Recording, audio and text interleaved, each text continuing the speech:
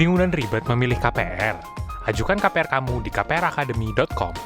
Halo Sobat KPR, jumpa lagi dengan saya, Oki dari KPR Academy.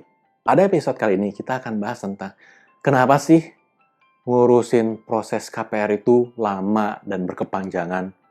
Kok nggak bisa ya? Cuma seminggu selesai langsung disetujui. Nah, kenapa ya? Sesuai dengan nature produknya atau sifat alamiah dari produk KPR itu sendiri, teman-teman perlu tahu bahwa pinjaman KPR ini kan termasuk pinjaman yang besar ya nominalnya. Jadi, dengan sendirinya, segala sesuatu yang ada di belakangnya yang merupakan dampak lanjutannya itu akan mengikuti. Contohnya, karena ini merupakan pinjaman yang besar, maka pihak bank tentunya akan jauh lebih serius dalam menanggapinya. Nah, sikap serius ini pihak bank melakukan verifikasi berbagai hal, yaitu terkait dengan kondisi karakter teman-teman, yaitu riwayat pinjaman dan kondisi riwayat di slick checking teman-teman, maupun kapasitas teman-teman dalam melakukan pembayaran, dan yang poin terpenting yang tidak akan dilewatkan oleh pihak bank adalah bagaimana kondisi propertinya itu sendiri. Nah, jadi setidaknya ada 3 hal yang dilihat secara langsung oleh pihak bank.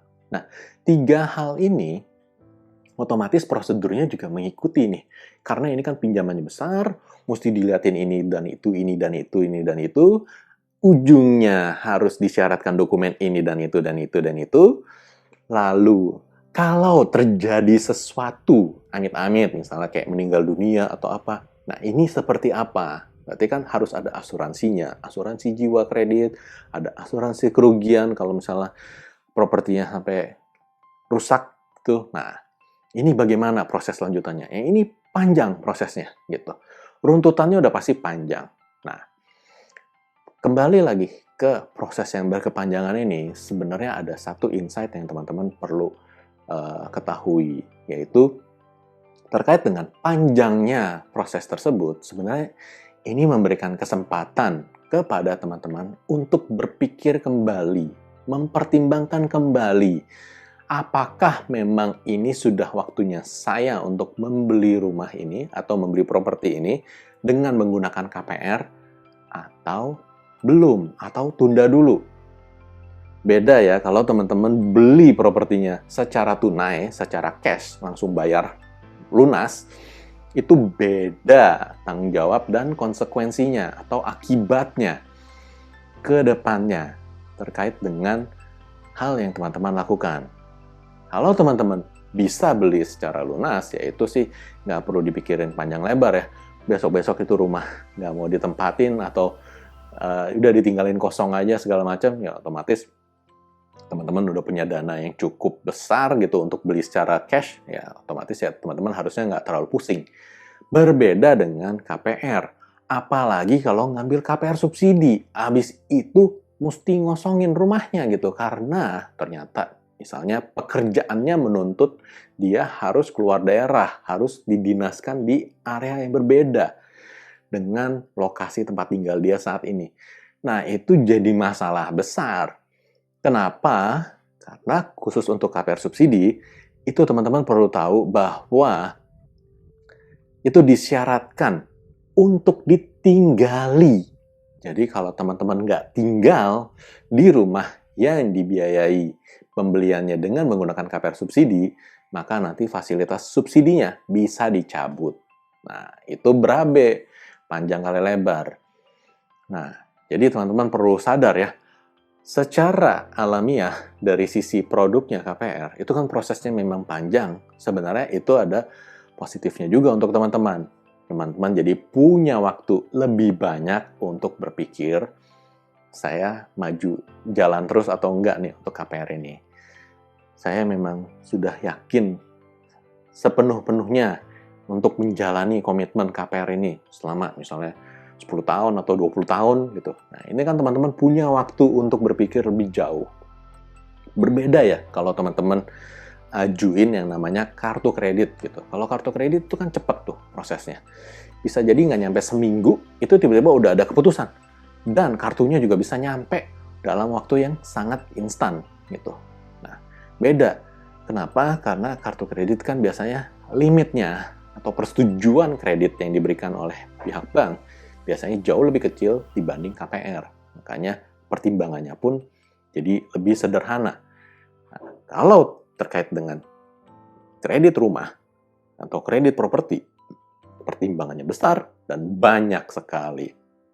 Jadi jangan sampai nih teman-teman sudah memutuskan untuk beli, baru jalan sebulan atau 2 bulan, terus tiba-tiba nyesel. Aduh, bisa nggak ya saya balikin ini? Bisa nggak ya saya batalin lagi KPR-nya? Aduh, itu artinya teman-teman kurang banyak mempertimbangkan. Kurang dalam mempertimbangkan faktor-faktor yang perlu dan penting banget dipertimbangkan saat teman-teman beli properti tersebut. Karena sesungguhnya teman-teman harus mempertimbangkan satu hal. Minimal nih, satu hal ini. Yaitu faktor bahwa teman-teman harus meninggali properti tersebut, atau kalau teman-teman nggak tinggalin properti tersebut, kira-kira ada nggak orang lain yang mau tinggal di situ? Entah itu keluarga kita atau pihak penyewa. Tapi kalau khusus buat subsidi, itu nggak boleh ya. Nggak boleh ditinggali oleh pihak yang lain, karena itu melanggar dari ketentuan yang ditetapkan oleh pemerintah, dan dampaknya itu kalau sampai ketahuan, subsidinya bisa dicabut, nanti ujung-ujungnya teman-teman bisa malah keluar uang ekstra untuk beresin masalah tersebut. Nah, jadi, balik lagi, pada saat teman-teman mau beli satu properti, tolong dibayangkan, kalau saya tinggal di situ seperti apa? Dan seandainya saya nggak tinggal di situ, kira-kira akan ada yang mau tinggal di situ nggak? Nah, kalau kondisinya sudah ditimbang-timbang semuanya dan oke, ya teman-teman silahkan melanjutkan proses KPR-nya. Berarti teman-teman memang sudah yakin.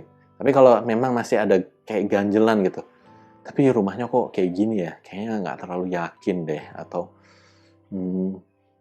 jadi nggak ya, ambil nggak ya, masih ada perasaan kayak gitu sehari menjelang akad KPR, saya saranin lebih baik teman-teman mundur.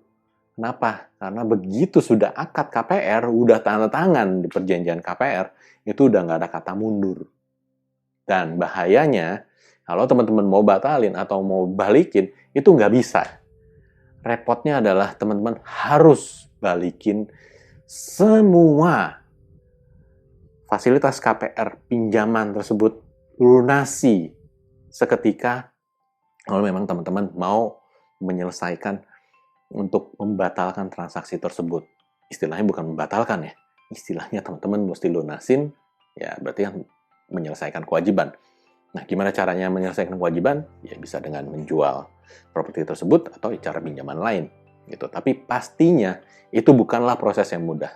Jadi tolong pertimbangkan baik-baik, jangan sepanjang waktu proses tersebut, proses KPR yang berkepanjangan itu teman-teman nggak mikirin lagi gitu. Emang benar nggak sih saya yakin untuk ngambil properti ini untuk saya pinjam uang ke bank dan ngambil KPR untuk membelinya dan punya komitmen ikatan dengan bank yang cukup panjang waktunya, misalnya 20 tahun gitu. Kalau memang saya benar-benar yakin, lakukan. Tapi kalau ada keraguan sedikit saja, sebaiknya teman-teman stop, melangkah, dan timbang ulang. Mungkin ini bukan waktu yang tepat, tapi bisa jadi lain waktu adalah waktu yang lebih tepat. Oke, sampai di sini dulu pembahasan kali ini. Semoga teman-teman bisa mendapatkan insight yang berarti. Dan kalau teman-teman suka dengan video ini, jangan lupa klik like dan subscribe. Dan jangan lupa share ke teman-teman yang lain juga ya, supaya lebih banyak teman-teman yang bisa dapatkan informasi yang bermanfaat dari apa yang di-sharingkan di channel ini. Terima kasih dan sampai jumpa di episode berikutnya. Bye!